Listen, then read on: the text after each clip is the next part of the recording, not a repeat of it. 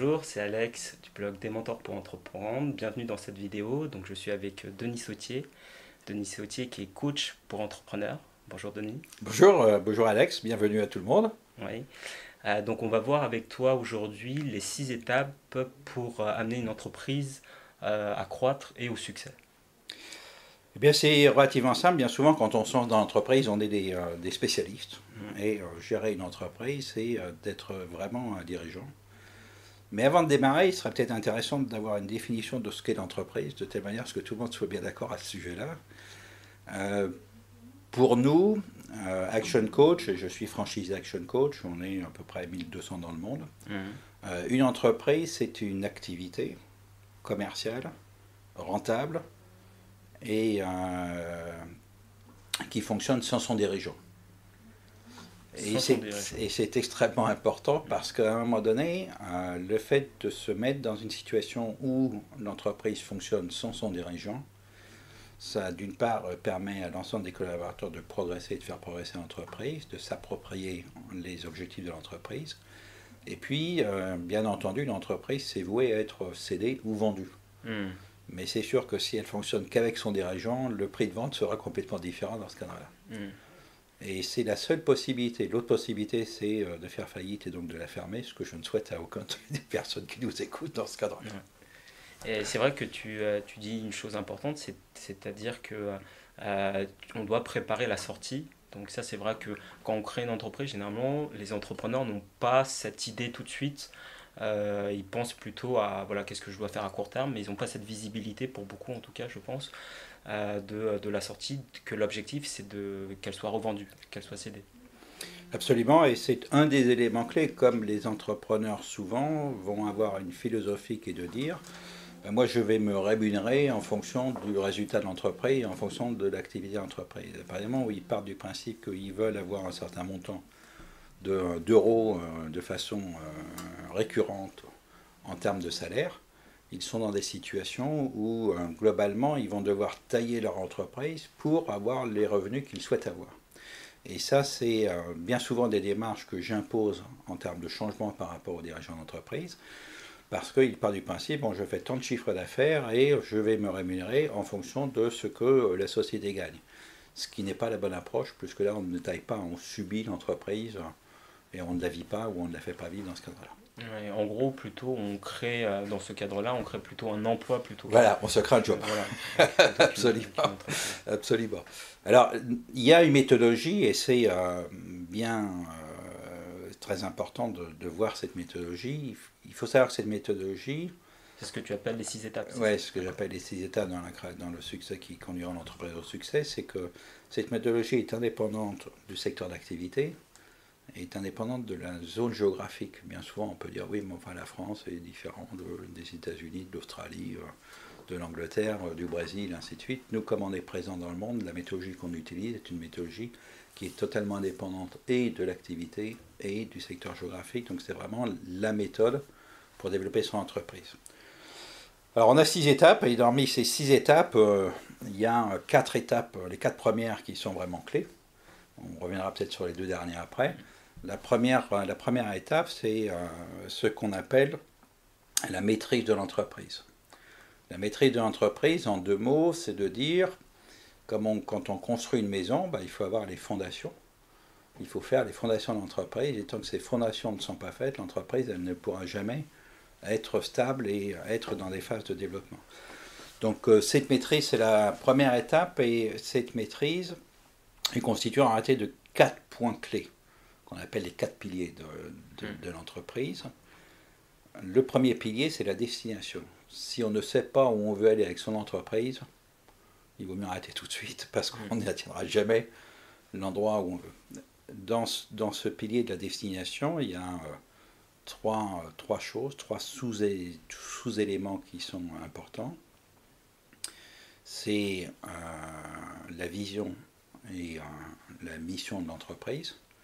Le deuxième sous-élément, c'est quels sont les objectifs de cette entreprise, sur des objectifs moyens et long terme, c'est-à-dire 3-5 ans. Et puis ensuite, c'est le pourquoi je fais mon entreprise. Les gens, souvent, ou les clients, potentiellement, vont venir parce que le pourquoi de leur entreprise correspond à leurs valeurs. et ils ne viendront pas fondamentalement sur les produits. Mais ça, on verra ça tout à l'heure. Donc ça, c'est un des premiers piliers, c'est la maîtrise de la destination. La deuxième élément, c'est la maîtrise du temps. La maîtrise du temps, bien souvent, ce que me disent la plupart des entreprises, c'est qu'ils n'ont pas le temps. Et nous, on va les former ou les aider à en réalité atteindre cette maîtrise du temps, c'est-à-dire que c'est eux qui dominent les événements et ce n'est pas les événements qui les dominent. C'est un peu, je ne me crée pas un job, mais c'est moi qui définis l'ensemble des choses. Cette maîtrise du temps, elle est composée là encore d'un certain nombre de sous-éléments qui sont le temps du dirigeant, à quoi le dirigeant consacre son temps. Est-ce que c'est, comme j'avais à un moment donné un hôtelier qui changeait les lampes de son hôtel, est-ce que son job c'est de changer les lampes d'un hôtel, ou est-ce que c'est de travailler sur son entreprise? Et donc cette maîtrise de temps, on va progressivement former les gens de telle manière à ce qu'ils travaillent sur leur entreprise et non pas dans leur entreprise, dans ce cadre-là. Alors il y a le temps pour soi, mais il y a aussi la maîtrise du temps pour les autres, c'est-à-dire quelle est la planification du temps que je fais. Et enfin, quelle est la délégation que je donne. Et ça, ce sont des éléments qui sont clés parce qu'une entreprise ne fonctionne qu'à partir du moment, comme on le verra un peu plus tard, où l'équipe s'approprie l'ensemble des objectifs de l'entreprise. Le troisième pilier de la maîtrise, c'est la maîtrise des finances. Alors, s'il y a des experts comptables qui m'excusent, mais pour prendre une décision dans une entreprise, on est obligé de savoir au moment où on prend cette décision, où est-ce que se situe l'entreprise, comment se déterminent ses finances dans ce cadre-là. Et dans la maîtrise des finances, là encore, il y a 4 sous-éléments.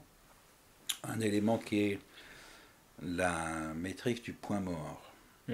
Combien de personnes savent quelle est l'activité au niveau de leur entreprise qui leur permet de gagner ou qui ne leur permet pas de gagner ou de perdre de l'argent.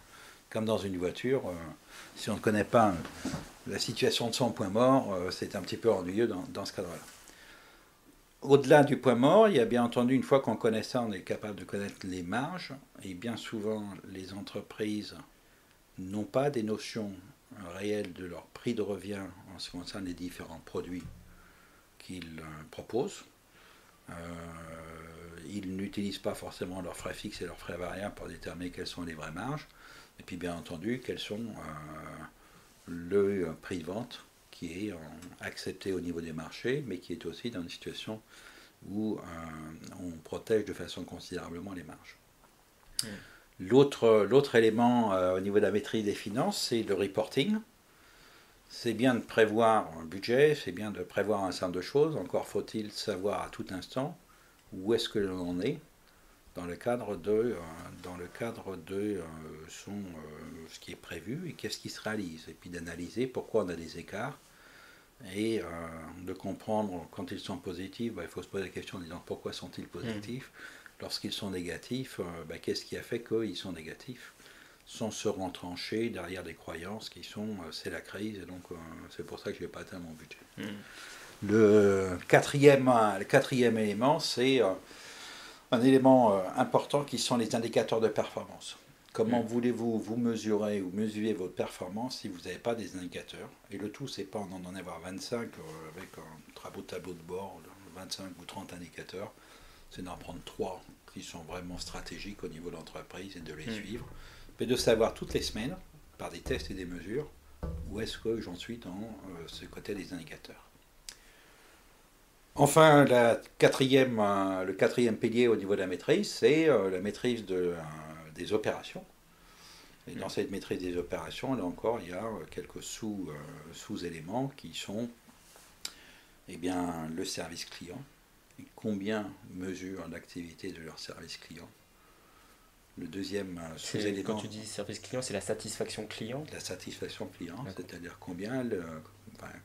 quel est le pourcent de clients qui se déclarent satisfaits avec les engagements que j'ai pris lorsque j'ai signé un contrat, une prestation, en finale une vente. Et combien est-ce que derrière, par rapport à ces différents engagements pris, les gens sont satisfaits. Ensuite, il y a tout le problème de la qualité.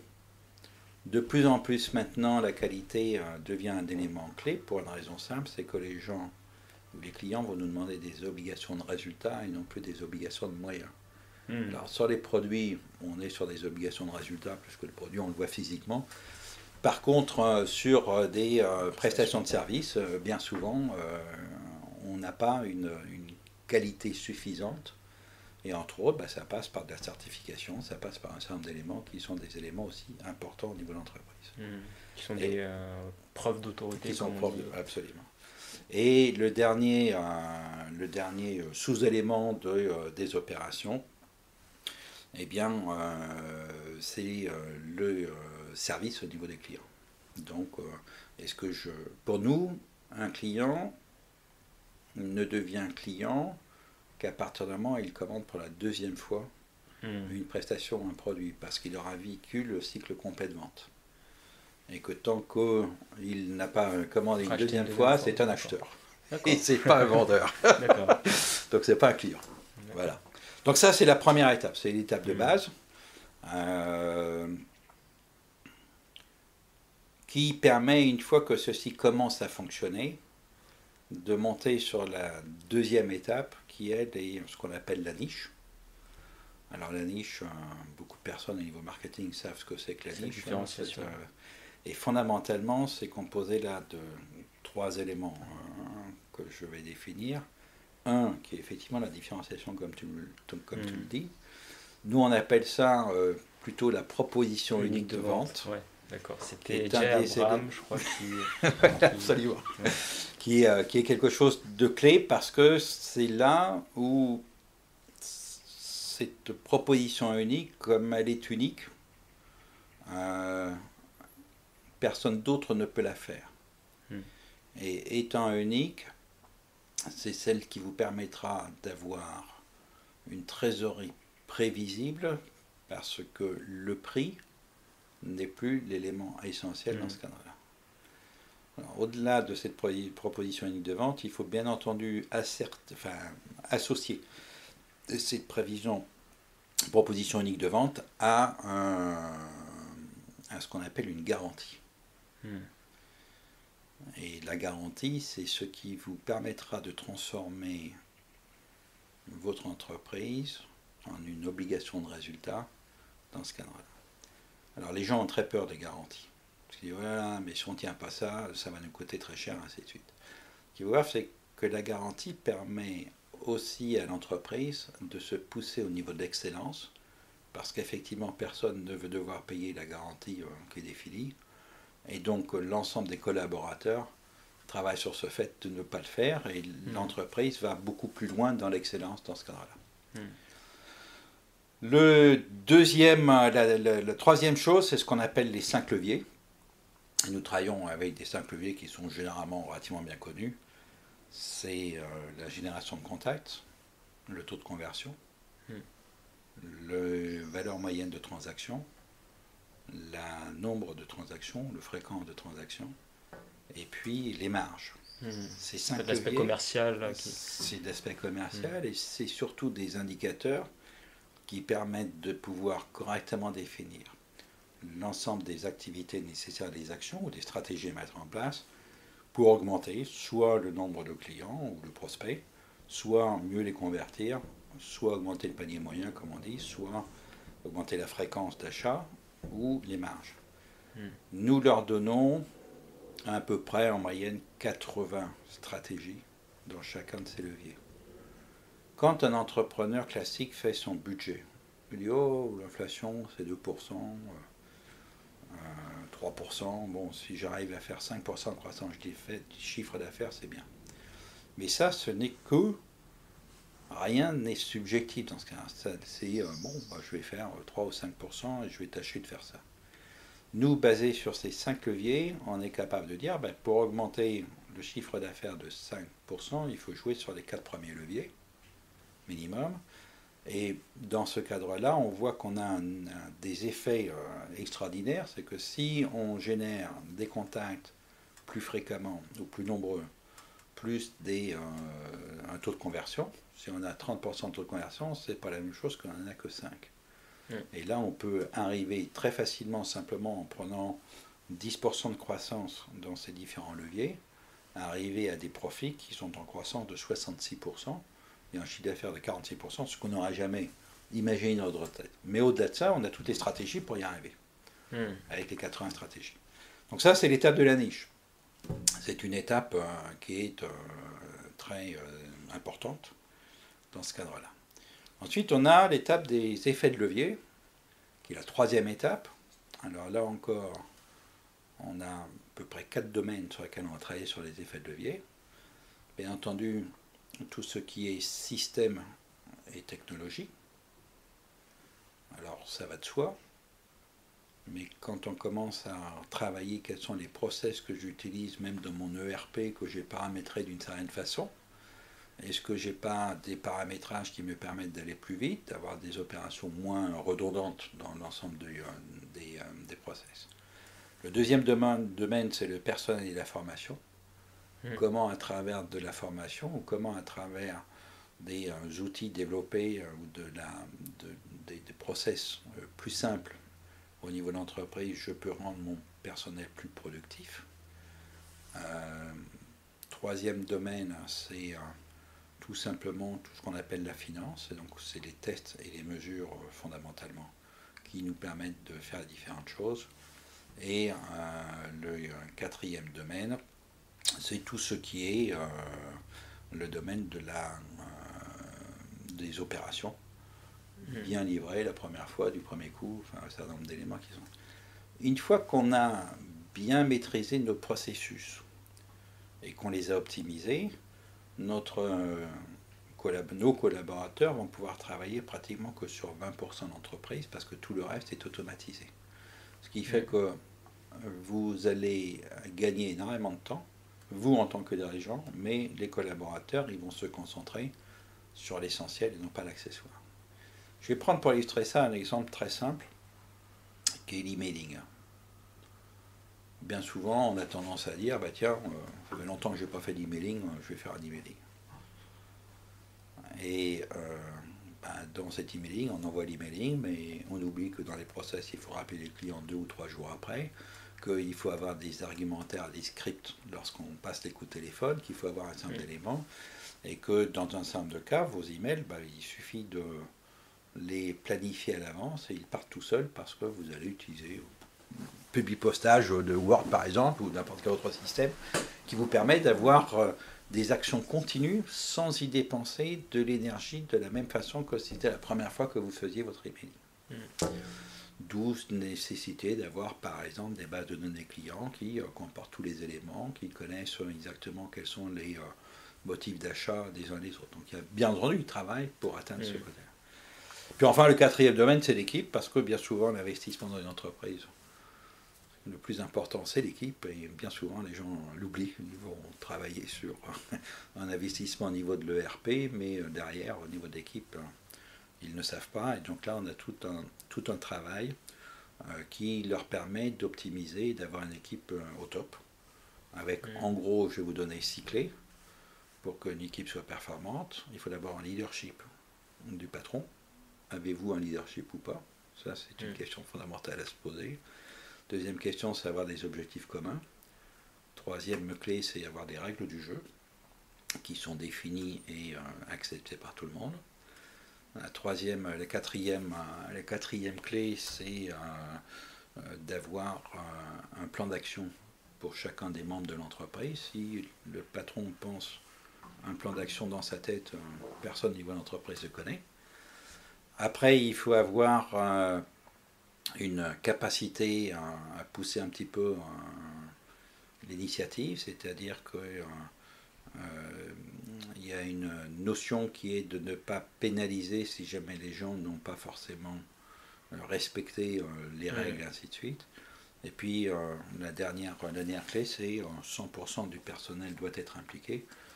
L'objectif, si vous n'en avez que 99%, fait que votre entreprise ne fonctionnera pas parce que ça amènera, ou votre équipe ne fonctionnera pas parce que ça amènera des tensions au niveau de l'ensemble de l'équipe. On dira pourquoi lui, pourquoi pas moi, moi je viens bosser un peu plus tard le soir, lui il vient jamais, c'est pas tout à fait logique, ainsi de suite.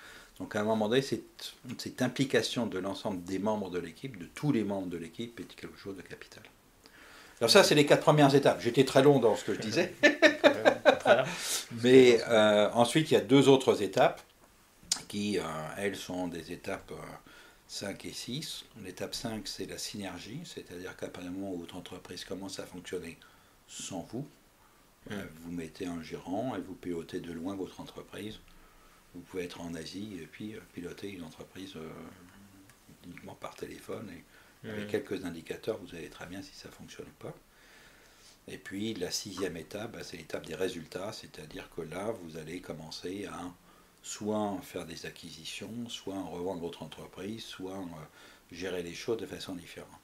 Une fois que vous avez passé les 4 premières étapes, vous savez comment diriger l'entreprise, vous savez comment la développer et comment elle doit fonctionner, donc rien ne vous empêche d'en avoir 1, 2, 3, 4 ou 5. Je comprends.